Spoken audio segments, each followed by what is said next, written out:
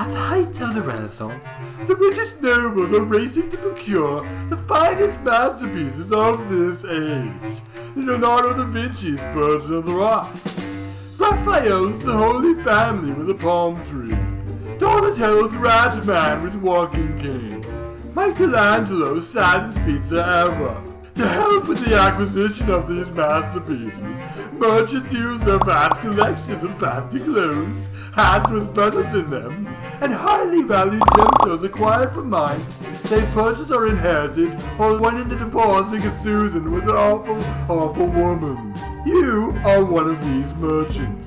You are perhaps not as wealthy, but maybe you can change that as you build your mining empire while earning glory and prestige in Splendor. Hello! Insert introductions here. You're supposed to say your name.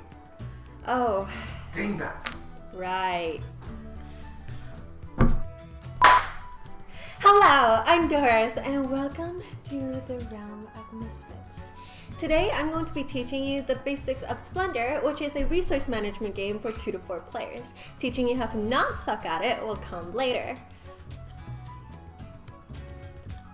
First and most importantly, get some friends and family members to play with. What you here for, friends? What does she mean, friends? I don't know if she was paying what she got you here for. Yeah. If you don't currently have anybody, or if everybody just hates you. I don't even know her. Hates her, yeah. Boo, you suck, Doris! No, but I really do hate her. I hate you, you always worry about bucks, Doris! She's a crappy DM.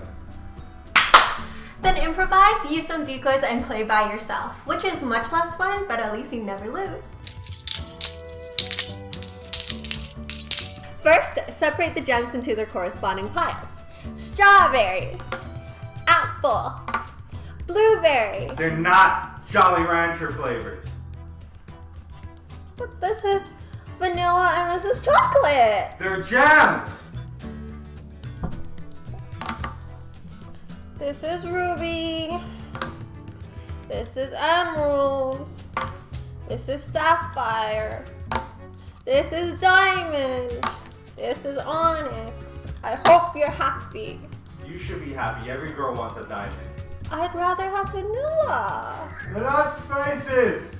Depending on the number of players you have, the number of gems you'll need will change. 4 for 2 players, 5 for 3, 7 for 4, and around 3,000 for 2,000 players, probably. Math is hard. Place a pile of gold jokers next to a pile of gems. These will not change depending on the players, however, they will be used by players who want to waste their turns instead of collecting precious resources. Separate accordingly and shuffle each mine deck as well as the nobles. Then flip 4 cards from each of the mine decks and put them next to each corresponding pile. Do the same with the nobles, then flip a number of nobles equal to the number of players plus 1. Leave the mine decks there, but put away the rest of the nobles as they will not be needed. Start making fun of the nobles' fancy clothes and hats. Now you're ready to play. First, politely decide who's going to take the first turn. Or you can fight to the death over it.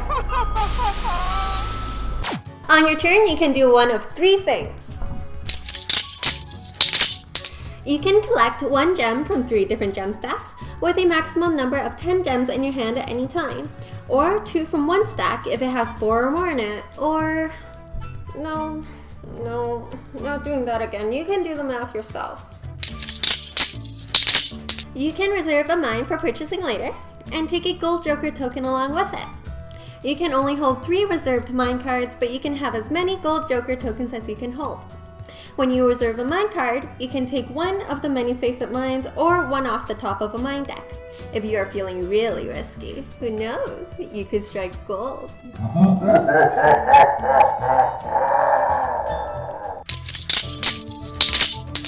You can purchase either a mine on the board, at which point you will replace it from one of the same deck, or you can purchase one that you have reserved, at which point you don't replace it.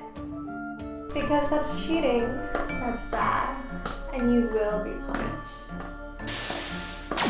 Each minecart has a cost, and you need the number of gems and gold joker tokens, which count as wilds, on the card to make the purchase, which go away when you do. When you buy a mine, the mine counts as its corresponding gem color for use in purchasing more mines, but doesn't go away when you make the purchase.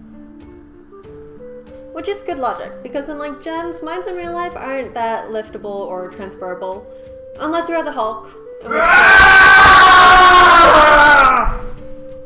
In which case, you're the Hulk. Why are you bothering with any of this? Go punch evil!